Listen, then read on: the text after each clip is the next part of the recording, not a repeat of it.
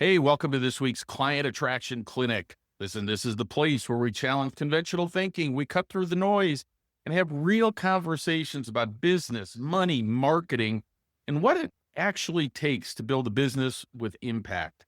So if you're tired of surface level advice, recycled talking points, and the same worn out scripts everybody else is repeating, you're in the right place. Now, my goal here is simple: to help you think more clearly, make better decisions, and see opportunities other people miss so that you can begin to attract clients instead of chasing them down. So, whether you're here to grow your business, strengthen your financial future, or just start asking better questions, I'm glad you're here. With that, let's get into it. Today, we're going to talk about why real estate gets a whole lot easier when you stop chasing random tactics and start building your business around five core principles. And I want to start with this: real estate is not that complicated. Agents make it complicated. Now, I know that might sound a little too simple, especially if you're in a tough market, your pipeline feels thin, or you're trying to figure out where your next deal's coming from. But stay with me for a minute. The business itself is pretty simple to understand. You need people to know you exist. You need those people to understand why they should trust you. You need a clear reason for them to work with you. You need a process to turn those conversations into appointments. And you need a process to turn appointments into clients. And then you need a system to create repeat business and referrals. That's really the business. But what actually happens? Agents start chasing everything. They're chasing the newest social media trend, the newest lead source, the newest CRM, the newest script, the newest funnel, the newest ad strategy, or whatever some trainer or influencer said was working this week. And after a while, their business becomes a bunch of just disconnected activity. They're doing a little social media, a few open houses, some paid leads, maybe an email here and there, maybe a few videos when they feel inspired, and maybe they have a CRM somewhere with a bunch of names in it. But none of it's really connected. There's no clear strategy, no real system, no machine being built. And then they wonder why their income feels inconsistent. See, that's not a business problem because they're not working hard enough. In most cases, they're working hard on the wrong things, or they're working without a structure that ties everything together. Now, that's what I want to talk about today, because random activity creates random results. So instead of chasing every shiny object, I just want to bring this back to the fundamentals. There are just five core principles that every serious real estate business needs to master. The first is lead generation. The second is lead conversion. The third is listing expertise. The fourth is personal branding. And fifth is a referral network. That's it. Now, I'm not saying those five things are always easy. I'm saying they're simple. And there's a difference between simple and easy. Easy means it doesn't take much effort. Simple means it's not confusing once you understand what actually matters. And in real estate, most agents aren't struggling because they don't know enough tactics. They're struggling because they haven't mastered the things that actually matter. So let's talk about those. Most agents believe they have a lead problem. You've heard it here before. Maybe you've even said it yourself. I just need more leads, better leads, seller leads, buyer leads, Zillow leads, Facebook leads, Google leads. I just need more people to talk to. And listen, I'm not saying leads don't matter. They absolutely matter, because you need conversions, because you need conversations, you need opportunities, you need people entering your world. But here's the problem: more leads won't fix a broken business. Let me say that again. More leads will not fix a broken business. So if your conversion process is weak, more leads just gives you more people you can't convert. If your brand is weak, it just gives you more people, more opportunities to find another agent. If your follow-up is weak, more leads just disappear into your CRM. If your offer is weak, more leads don't respond. If your listing presentation is weak, more appointments just become more missed opportunities. So before you assume that you have a lead problem, I want you to ask a better question. What's actually broken? Because you might not have a lead problem. You might have a conversion problem. You might have a branding problem. You might have a listing presentation problem. You might have a follow-up problem. You might have a referral problem. Or you might have a business model problem. And that matters, because if you diagnose the wrong problem, you'll chase the wrong solution. That's why agents can spend more money on leads and still not grow. See, they think the answer is more people at the top of the funnel. But if the rest of the funnel is broken, all they've done is pour more leads into a leaking bucket. So let's go through the five principles one at a time. The first is lead generation. Now, when most agents hear lead generation, they immediately think of buying leads. And listen, I get it. That's how the industry talks about lead generation most of the time. Facebook leads, Google leads, Zillow leads, portal leads, seller leads, buyer leads. But lead generation is much bigger than buying leads. Lead generation is every system you use to create qualified conversations. That could be online advertising, database marketing, open houses, direct mail, circle prospecting, or referral partners. It could be educational content that you create. It could be a niche campaign for seniors, divorce, probate, investors, move up buyers, or homeowners with a very specific problem to solve. Point is this: lead generation is not one tactic. It's the system you use to create visibility, interest, and conversations. And here's where agents go wrong. They treat lead generation like a slot machine. They simply put money in and hope something comes out. That's not how a real business operator thinks. A business operator asks better questions. You're going to want to write these down. Who am I trying to reach?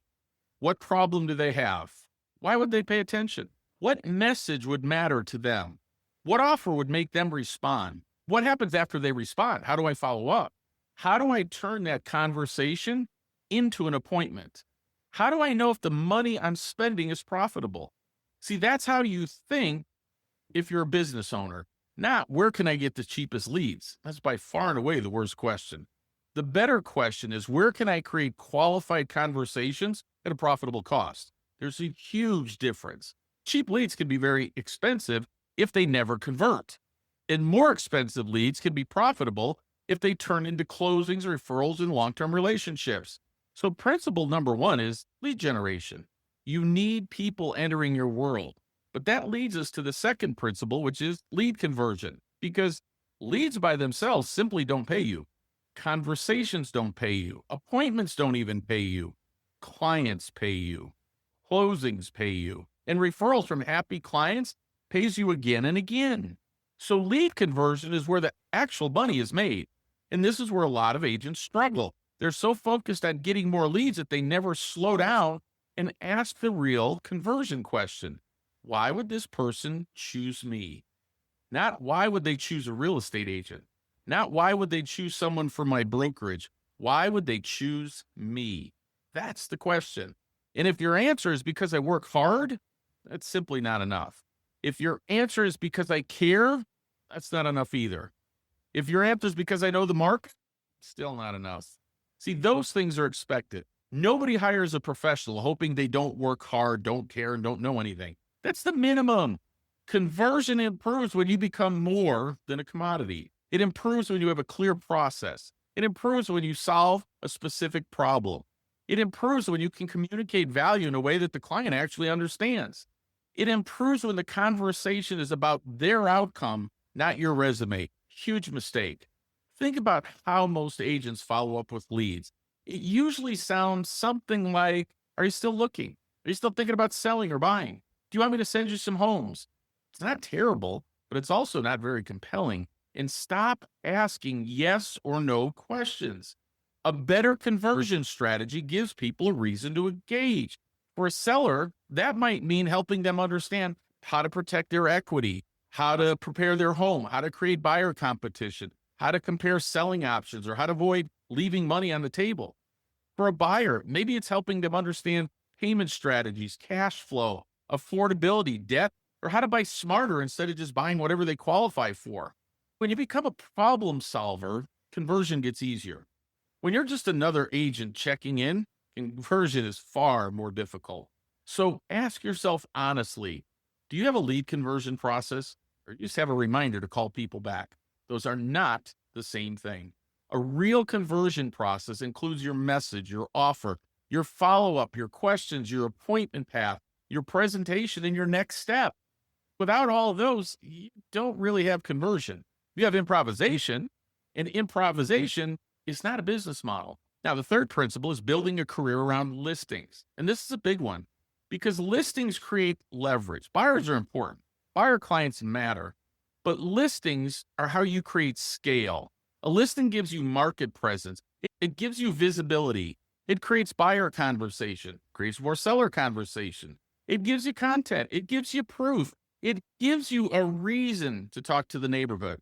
It gives you a reason to run ads, send direct mail, hold open house, and position yourself as the agent creating activity in the market. That's why listings are so powerful. A buyer transaction is usually one client. A listing can become an entire campaign. And that's the mindset shift that you need. The average agent thinks, oh, I got a listing. Great. I hope I sell it. The business minded agent thinks, I got a listing. Now, how do I use that to create more opportunities? That's a completely different way to think. But listing expertise is not just getting listings, it's knowing how to serve sellers at a high level. It's understanding pricing and marketing and positioning and negotiation, seller psychology, buyer demand, and how to create competition. It's knowing how to walk into a listing appointment with a clear process, not just a nice personality. And it's understanding that a listing presentation, should not be all about you. It should be about the seller's goals, the market, your strategy, your process, your timeline, your proof, and how you're going to help them get the result they want. That's listing expertise. And here's the truth. If you want a bigger business at some point, you have to get better at listings. You don't have to abandon buyers overnight. That's not what I'm saying at all. But you do need to build the listing side of your business intentionally, because listings create the leverage that most agents are missing. The fourth principle, personal branding. Now, when I say branding, I'm not talking about your logo. I'm not talking about your colors. I'm not talking about your headshot. And I'm not talking about whether your Instagram feed looks pretty. Those things can matter, but they're not the real brand. Your brand is what people believe you can do for them. That's it. Your brand answers the question, why should someone hire you? And maybe even more importantly, why should somebody even remember you? See, most agents are not known for anything specific. They're just known as an agent. And that's a problem. Because if you're just another agent, totally replaceable. You're competing on relationship, convenience, personality, or commission. But when you become known for a specific result, a specific process, a specific client, or a problem you solve, now you're building a brand. Maybe you're known for helping sellers protect their equity. Maybe you're known for creating buyer competition, or helping seniors downsize, or helping homeowners sell before they buy. Maybe you help investors analyze their options. Maybe you're known for a unique listing process. The exact positioning can be different for every agent, but the principle is the same. You need to be known for something. If someone in your database thinks about selling, do they think about you? If someone thinks about listings, are they thinking about you? If someone has a real estate question, do they see you as a resource? If someone has a friend who needs help, are you the obvious person to refer? That's branding. It's not your colors, it's not your logo, and it's not your picture. Branding is not what you say once. It's what you consistently communicate until the market starts believing it. That's why your content matters. That's why your emails matter. That's why your videos matter. That's why your follow-up matters. That's why the client experience matters. Every touch point is either strengthening your brand or weakening it. And when your brand gets stronger, your marketing becomes easier because people already have a reason to pay attention. Now, the fifth principle is referral networks, and this might be the most overlooked one of all. Most agents want referrals. Most agents say referrals are their best business. Are they right? See, referral business is usually warmer, easier, and more profitable. But most agents don't have a referral system. They have a referral hope, and they hope their past clients remember them. They hope their friends mention them. They hope someone tags them in a Facebook post. They hope another agent sends them something. But hope is not a referral strategy. A serious business has a plan. Now, a referral network can include a lot of people. It could be your past clients, friends, local business owners, financial professionals, attorneys, lenders, insurance agents, contractors, senior service providers, divorce professionals, probate attorneys, relocation contacts, and agents in other markets. But don't get lost in that list. The point is not to know everybody. The point is to build relationships with the right people and become referable. And that's the key. You can't just show up and ask people for referrals. You have to become referable. That means people need to understand what you do, who you help, what problems you solve, why you're different, and how to introduce you. See, if people don't understand your value, they won't refer you consistently. And if you don't stay visible, they won't remember to refer you consistently. So referrals require two things: value and visibility. You need to be valuable enough that people feel good referring you, and you need to be visible enough that they remember you when the opportunity comes up. That's why referral networks are not just about asking, they're about giving. They're about relationship reciprocity, about being a resource. They're about helping other people win. And when you do that consistently, referral networks can be one of the most stable parts of your business. So let's recap. Those are the 5 principles: lead generation, lead conversion, listing expertise, personal branding, referral networks. Now, here's where this gets practical. I want you to score yourself in each category from 1 to 10 and be honest. Don't score yourself based on what you wish you were. Score yourself based on what your business actually shows you. For lead generation, ask yourself this: do I have consistent sources of qualified conversations, or am I always scrambling to find someone to talk to? For lead conversion, ask this: do I have a real process to turn interest into appointments and appointments into clients, or am I just winging it?